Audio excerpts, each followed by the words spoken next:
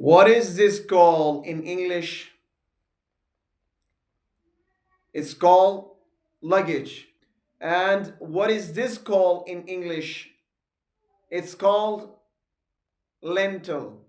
And what is this called in English? It's called lap. What is this called in English? It's called juggler. Okay, what is this called in English? It's called jockey. What is this called in English?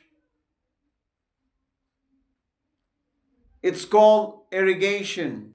What is this called in English? It's called inflate. And what is this called in English? It's called handkerchief.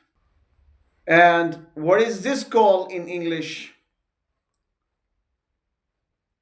It's called fence.